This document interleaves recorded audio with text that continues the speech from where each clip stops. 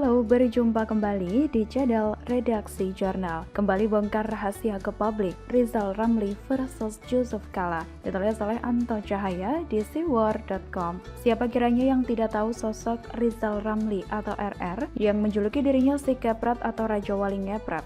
Mungkin sebagian rakyat Indonesia tahu sosok yang satu ini. Sudah cukup lama sebetulnya tak disorot media, tapi akhir-akhir ini muncul lagi. Menyerang banyak pihak dari Saldana Haji, serang Ganjar Pranowo yang dikatakan pencitraan, Sri Mulyani SPG IMF, bahkan sampai menuntut Presiden Jokowi mundur dan lain sebagainya. Nah, ini yang menarik di tengah usaha atas eksistensinya tersebut. Rizal Ramli terpancing pada sebuah kemelut yang awalnya ditanyakan oleh netizen. Kisruh RR dan JK yang dulu sempat panas kini kembali terulang. Bagaimana jalan ceritanya? Berikut ini kisah lama yang disulut lagi. Mantan Wakil Presiden RI ke-10 dan ke-12, Yusuf Kala, membongkar rahasia mantan Menteri Koordinator Bidang Maritim dan Sumber Daya Indonesia Rizal Ramli. Dalam video yang diunggah oleh Karnik Ilyas Club pada 6 November 2020 tersebut, JK mengatakan jika Rizal Ramli sebagai orang yang banyak bicara dan tidak bisa menjadi pemimpin. Tidak hanya itu, JK menyebut jika era Presiden Susilo Bambang Yudhoyono, Rizal Ramli pernah gagal menjadi Menteri BUMN dan juga Menteri Keuangan. Hal tersebut sekaligus menjawab pernyataan Rizal Ramli bahwa ada pihak yang menghalang-halangi dirinya menjadi menteri. Namun, JK menyatakan bahwa dirinya lah yang melarang Rizal Ramli menjadi menteri karena tidak pernah diperhitungkan oleh SBY. Wah, Anda ini teman tapi tidak adil. Saya kan maunya Menteri Keuangan atau BUMN, katanya. Seperti dilansir dari Terkini, tanggal 14 Juni 2021 kemarin. Lanjutnya, ia juga membeberkan mengapa Rizal Ramli tidak bisa diangkat menjadi Menteri Keuangan. Menurutnya, saat mendengar kabar Rizal Ramli akan menjadi Menke, ada 11 pejabat dari Kementerian Keuangan yang mendatanginya dan mengancam akan mundur. Kata JK, para pejabat mengaku jika Rizal Ramli tidak mengerti persoalan dan suka marah-marah hingga menyebut orang dengan nama binatang. Jadi, Rizal ini mungkin pintar tapi tidak bisa pimpin orang, ungkapnya. Selain itu, ia juga menyinggung soal Rizal Ramli yang sempat diangkat sebagai Menko Bidang Maritim dan Sumber Daya Indonesia di pemerintahan Presiden Joko Widodo periode pertama. Nah, waktu zamannya Jokowi tidak pernah diperhitungkan juga. Hanya karena kasihan Pak Luhut yang datangi terus, ia akhirnya jadi Menko, itu pun hanya 10 bulan, ujarnya. Menurutnya, jabatan singkat tersebut karena para menteri tidak mau menghadiri rapat jika ada Rizal Ramli.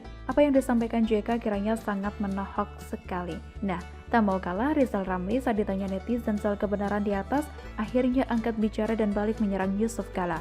Rizal Ramli mengungkapkan perihal Yusuf Kala. Menurutnya, pernah dipecat sebagai kepala Bulog di era Presiden Gus Dur akibat masalah impor beras. Tidak hanya itu, Rizal Ramli juga mengklaim bahwa saat ia menggantikan Yusuf Kala sebagai kepala Bulog, ia berhasil menaikkan untung sebesar 5 triliun rupiah. Yang dipecat Gus Dur itu Yusuf Kala karena main impor beras. Katanya melalui akun Twitter Ramli Rizal dikutip dari terkini.id.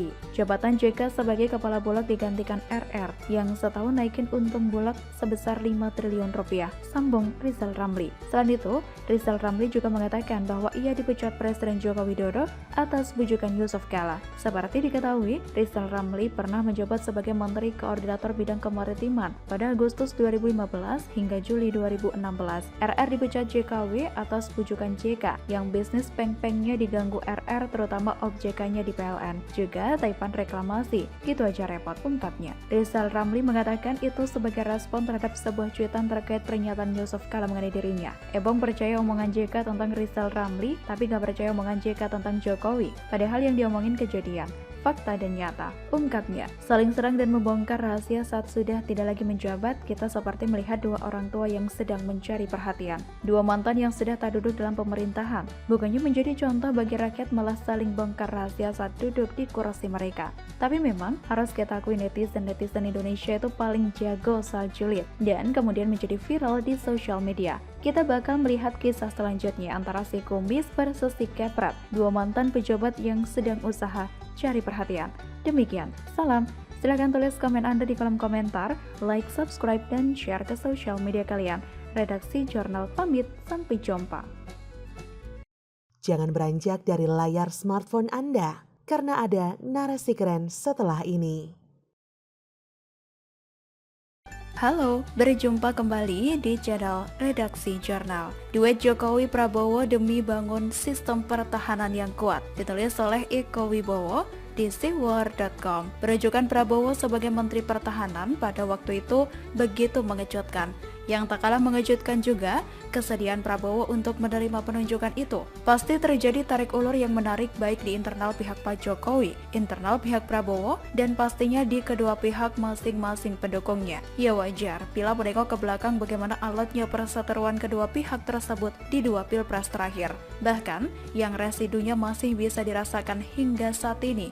Menurunkan ego jelas menjadi langkah pertama bagi kedua belah pihak, bagi Pak Jokowi maupun Pak Prabowo. Pak Jokowi harus menurunkan ego untuk memulai merangkul, sementara Pak Prabowo harus menerima kenyataan menjadi pembantu bagi mantan orang yang pernah diusungnya sekaligus kemudian menjadi mantan rival politiknya. Hitung-hitungan politik pasti dianggap sebagai faktor utama bersedianya Prabowo untuk bergandengan tangan dengan Pak Jokowi, gampangnya demi 2024. Tapi kesampingkan dulu faktor tersebut, Pak Jokowi dan Pak Prabowo agaknya punya agenda penting yang harus dilakukan untuk Indonesia ke depan, bukan semata urusan menang kalah per 5 tahunan. Urusan yang begitu panjang yang menyangkut kepercayaan diri sebagai sebuah negara, urusan yang begitu urgent karena terkait erat dengan kemampuan untuk melindungi seluruh wilayah beserta semua yang ada di dalamnya. Betul, ada hal penting yang perlu mendapat perhatian segera, yakni terkait bidang pertahanan dan segala peralatannya yang perlu pembenahan. Terkuak bahwa Presiden Jokowi meminta secara langsung kepada Menteri Pertahanan Prabowo Subianto untuk mendesain sistem pertahanan Indonesia agar lebih kuat, dan yang penting bukan hanya jangka pendek tapi setidaknya untuk 25 tahun ke depan. Luar biasa. Jelas sebuah visi besar dari Presiden Jokowi dalam hal penguatan pertahanan negara, dan ternyata orang yang dipercaya adalah seorang Prabowo. Pak Jokowi jelas tidak asal-asalan. Pak Jokowi jelas sudah mempertimbangkan sedemikian rupa atas keputusan tersebut. Sederhananya, hal-hal besar akan lebih mudah dilakukan oleh orang besar, dan jelas keduanya orang besar. Pak Jokowi orang besar, demikian juga Pak Prabowo. Rekam jejak Pak Prabowo di bidang kemiliteran jelas tidak bisa diabaikan begitu saja. Sebenarnya sungguh sangat wajar bila bidang pertahanan perlu mendapat perhatian lebih, mengingat begitu luasnya wilayah Indonesia. Laut yang menjadi bagian terbesar Indonesia pada kenyataannya juga tidak terjaga dengan baik karena keterbatasan peralatan yang dimiliki. Sehingga tidak heran kalau justru orang asing yang mendapat manfaat berlebih secara ilegal dari sumber daya yang seharusnya dapat memperbaiki kehidupan Indonesia. Tentu kita masih ingat bagaimana beberapa waktu yang lalu kapal selam Indonesia yang tenggelam karena sudah ketuaan. Bahkan untuk mengangkatnya pun Indonesia kesulitan. Belum lagi soal jumlah armada kapal selam yang dimiliki oleh Indonesia. Silahkan googling dan yakin, rasa mirislah yang ada begitu melihat kenyataannya. Pertahanan Indonesia sedemikian rapuhnya. Semakin miris begitu ada gelaran donasi yang tentu saja seharusnya sudah mengaduk-aduk harga diri negara. Karena terkesan negara sebegitu lemah, miskin, dan sebegitu tidak mampunya. Belum lagi bila dibandingkan dengan negara lain. Berapa yang dikeluarkan Tiongkok dan USA per tahun untuk membiayai pertahanan negaranya? Bandingkan juga dengan negara-negara di sekeliling Indonesia. Singapura misalnya, berapa dan jenis apa pesawat tempur, kapal selam, kapal perang, sistem radar, rudal, dan alutsista yang dimilikinya. Belum dengan Malaysia, belum dengan Australia, belum dengan negara lainnya. Yakin Indonesia begitu tertinggal. Indonesia pasti inferior. Maka agaknya sangat tepat apa yang dilakukan oleh Presiden Jokowi dengan menggandeng Pak Prabowo. Indonesia memang perlu mendesain sistem pertahanannya agar lebih baru dan kuat. Bukan zamannya lagi asal bonek, modal nekat, apalagi modal bambu runcing. Suara sumbang pasti ada, tapi kan ada KPK, BPK, Bappenas, kepolisian, TNI, dan kejaksaan yang dapat dilibatkan agar apa yang didesain oleh Pak Prabowo menjadi tepat sasaran, tepat waktu, dan juga tepat anggaran, agar tidak menjadi proyek bancaan yang hanya menguntungkan satu pihak tertentu, yang kemudian kembali membuat Indonesia rugi besar. Dan, oh iya, 1.700 triliun rupiah itu baru rencana, itu pun dipersiapkan untuk 25 tahun. For your information, di ASEAN anggaran pertahanan tahunan Indonesia nomor 2, tapi sayangnya di bawah Singapura. Pada 2021, anggaran militer Amerika Serikat mencapai 10,71 kuadriliun rupiah. Cina, Indonesia hanya di bawah Cina loh soal sampah plastik. Silahkan tulis komen Anda di kolom komentar, like, subscribe, dan share ke sosial media kalian. Redaksi Jurnal pamit, sampai jumpa.